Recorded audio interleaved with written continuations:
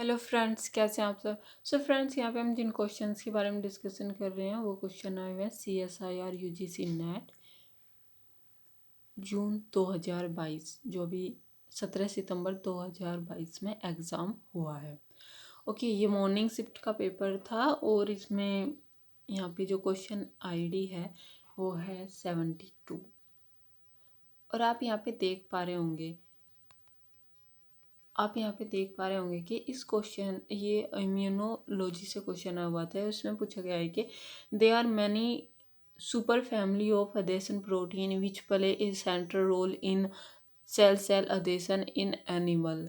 IG super family protein are one such adhesion protein. Which one of the following statement about IG super family protein is incorrect?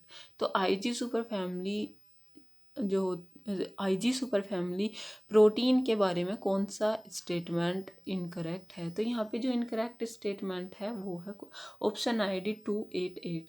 उसमें कहा गया है कि they contain large quantities of सैलिक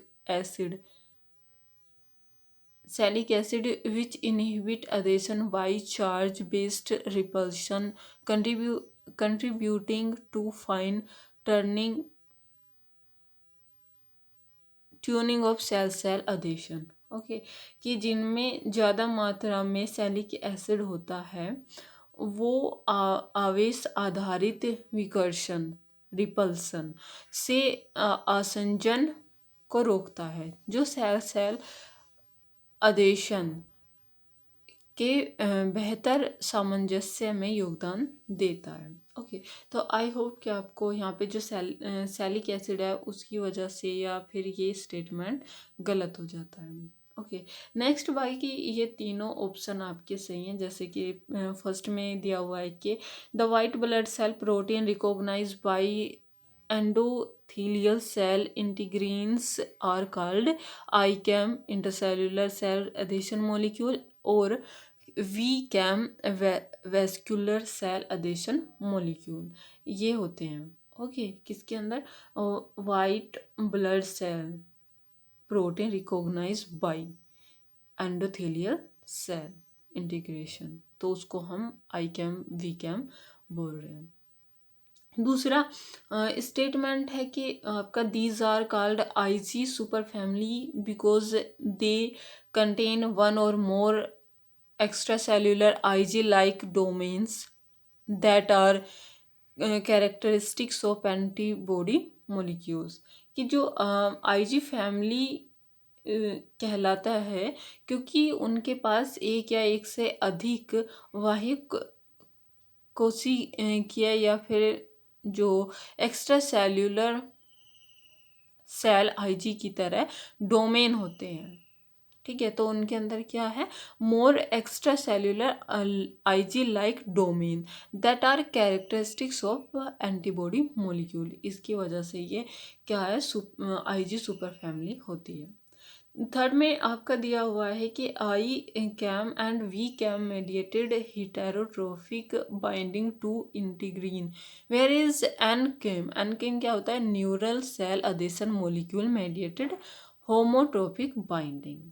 ये आपका सही है। ओके, ये स्टेटमेंट भी आपका सही है। तो बाकी तीनों स्टेटमेंट सही थे, लास्ट वाला इनकरेक्ट था और वही आपका आंसर हो जाएगा। नेक्स्ट क्वेश्चन आपका आया हुआ है, या तो इसको हम बोल सकते हैं प्लांट फिजियो या फिर बायोकेमिस्ट्री, जो एंजाइम है, एंजाइम इनहिबिशन, या उस वहाँ से ये क्वेश्चन आया हुआ है। आप देख रहे होंगे कि इसकी क्वेश्चन आईडी है 84 और इसमें पूछा गया है कि द फिगर बिलो, यहाँ पे एक फिगर दी हुई है, फिगर बिलो डिपिक्ट्स ए हाइपोथेटिकल स्कीम। एक हाइपोथेटिकल स्कीम है for synthesising A target product in plant. एक प्रोडक्ट यहाँ पे मिल रहा है, product in plant A, B and C are precursor of a target product D। और ये जो ABC हैं ये सभी प्रिकोर्सर हैं, precursor of a target product. जो टारगेट प्रोडक्ट है वो D है। Okay, where is E is a byproduct. एक यहाँ पे E भी है, वो एज ए बाई प्रोडक्ट की तरह है। अब यहाँ पे ये देख लो आप, जैसे कि ए हो गया, बी एंड सी, ओके, ये भी, और यहाँ पे जो टारगेट प्रोडक्ट है वो आपका डी हो गया। ए बी सी इसको हेल्प करेंगे, एंड इधर जो ई दिया हुआ है वो आपका बाई प्रोडक्ट की तरह है। अभी तक इतना ही बोला इन्होंने।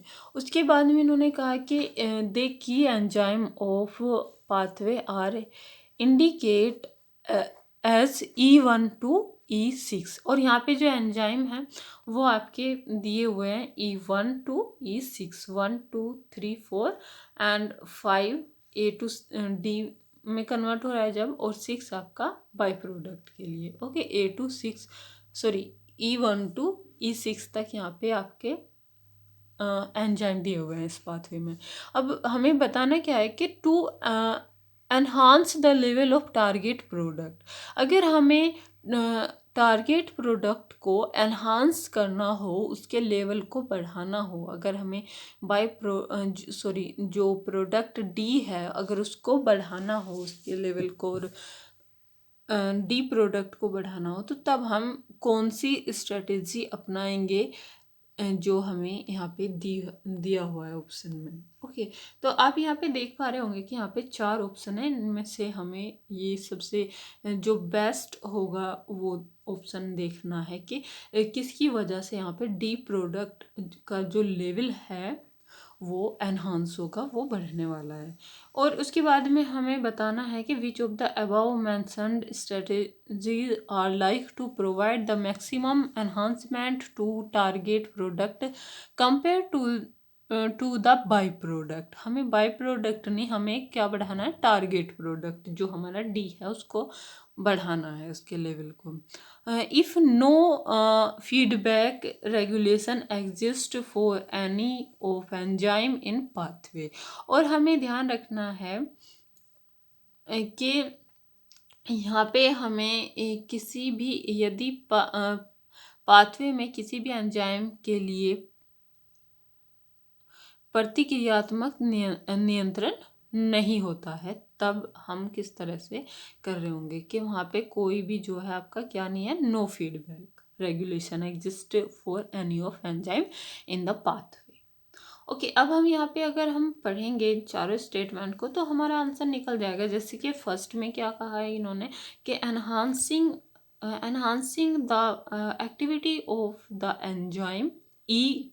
Enzyme E5 by over expression, अगर E5 के अंदर ओवर एक्सप्रेशन हो जाए या प्रोटीन इंजीनियरिंग की जाए तो हम जो है क्या है, डी को बढ़ा सकते हैं, डी के लेवल को बढ़ा सकते हैं।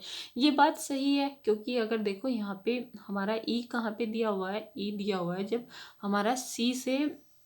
हमारा जो है सी से डी में कन्वर्ट हो रहा है, जब सी से डी में कन्वर्ट हो रहा है, या तो हम ई में कोई ऐसी प्रोटीन इंजीनियरिंग करें कि इसकी एंजाइम 5 की एक्टिविटी एनहांस हो जाए, या फिर हम कुछ ओवर एक्सप्रेशन कर दें कि वो हमेशा एक्सप्रेस होता रहे, ओके। तो तब हमारा क्या हो जाएगा, तब हमें हमेशा जो है सी से डी हमको बार बार मिलता रहेगा, ये हमको जो है डी प्रोडक्ट टारगेट प्रोडक्ट वो हमें मिलता रहेगा।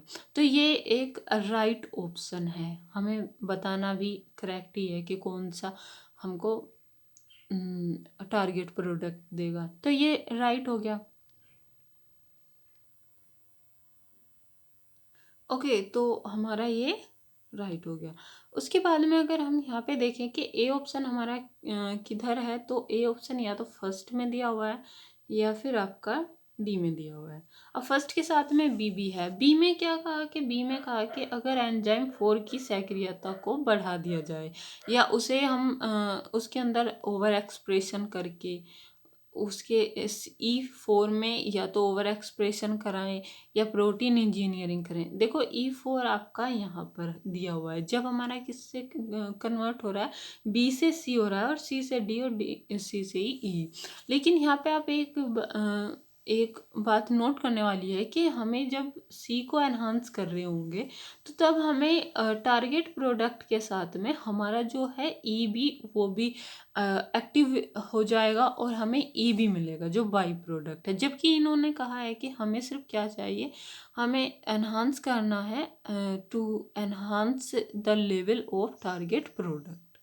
ओके, तो हमें बाई प्रोडक्ट को एनहांस नहीं करना है, हमें जो है टारगेट को ही एनहांस करना है। तो इसलिए ये हमारा रोंग हो जाएगा।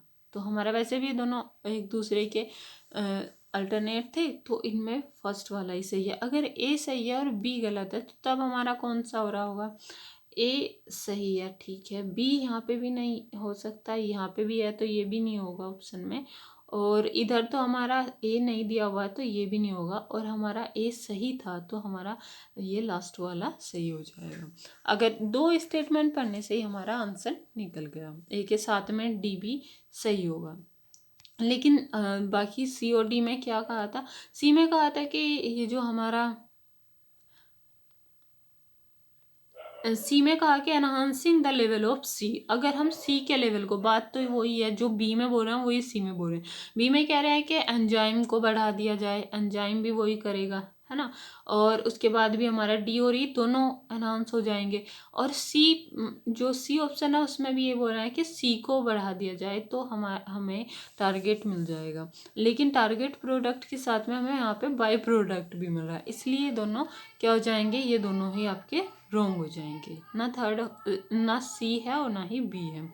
अब डी में क्या कहा है, डी में कहा है कि blocking of the activity of enzyme E, अगर हम एंजाइम ई की एक्टिविटी को ब्लॉक कर दें तो तब क्या होगा, फिर हमारा ए से बी, बी से सी और सी से हमारा डी, ये हमारा कंटिन्यू बनता रहेगा। इससे होगा क्या कि जब हमारा यहाँ पे ई ब्लॉक हो जाएगा, इसकी एक्टिविटी ब्लॉक कर दी जाएगी, तो फिर हमारा जो है टारगेट प्रोडक्ट एनहांस हो जाएगा। ओके, क्योंकि यहाँ पे बाई प्रोडक्ट तो बनेगा नहीं, तो उससे जो है बार बार क्या बनता रहेगा, हमारा टारगेट प्रोडक्ट।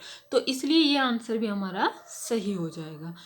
ओके, तो फर्स्ट वाला और ये लास्ट वाला ऑप्शन इसलिए राइट हो जाएगा। ब्लॉकिंग, और इसमें वैसे कंप्लीट पूरा क्या लिखा होता है कि blocking of activity of E6 by, या तो हम कोई RNA इंटरफेरेंस के थ्रू ब्लॉक कर रहे हैं या फिर हम उसको क्रिस्पर केस मेडिएटेड नॉकआउट कर रहे हैं। ओके, तो नॉकआउट करना मतलब उसको वहाँ पे उसकी एक्टिविटी को रोकना। ओके, तो ये हमने किसके थ्रू की ब्लॉकिंग, या तो RNA इंटरफेरेंस या फिर CRISPR Cas mediated knockout. I hope कि आपको ये ऑप्शन समझ आ गए हो और ये क्वेश्चन का आंसर आपका क्लियर हो गया हो कि किस तरह से आपका आंसर होगा। तो यहाँ पे हमारा ए और डी राइट होंगे। ओके, अब नेक्स्ट क्वेश्चन हमारा दिया हुआ है क्वेश्चन ID 114। ओके, 114, और इसमें क्या कहा है कि individual belonging to fossil genera, एक इंडिविजुअल है जो फॉसिल जेनेरा से है, उस जेनेरा का नाम है Calamites. Okay, Calamites are considered to the upright arborescent plant. Okay, arborescent plant, they were characterized by stem which mostly arose from subterranean rhizome। ठीक है, उसके अंदर राइजोम पाए जा रहे हैं, और the cross section of young stems और द प्रेजेंस ऑफ सेंट्रल पिथ, उसके अंदर सेंट्रल पिथ कैनाल पाई जा रही है। ओके, इसके अलावा कोलेटरल वेस्कुलर बंडल भी है विद कैरिनल कैनाल। ओके, ये सब उसके अंदर कैरेक्टर पाए जा रहे हैं जो हमारा फॉसिल जेनेरा है Calamites. Which of the following extant genera in the plant most similar, अगर हम प्रेजेंट में वो प्लांट की जाति मतलब किस प्लांट से सिमिलैरिटी दिखा रही होगी। ओके, इसमें क्या कहा कि to which of the following extant genera is this plant most similar, कि प्रेजेंट में वो किसके साथ सिमिलैरिटी दिखा रहा होगा। यह पौधा निम्न में से किस वर्तमान पौधे की जाति से समानता रखता है, जिसके अंदर क्या क्या वे हैं कि सेंट्रल पिथ कैनाल है and collateral vascular bundle with carinal canal है। ये सब उसमें कुछ खासियत पाई जा रही है। इसके अलावा उसमें stem with mostly arose from subterranean rhizomes. Okay, subterranean rhizomes. अब ये हो जाएगा आपका Equisetum is right answer. Option ID है 4, 5, 5। आई होप कि आपको ये वीडियो अच्छी लगी हो। अगर अच्छी लगी हो तो please comment share and subscribe now and keep learning. Thank you friends.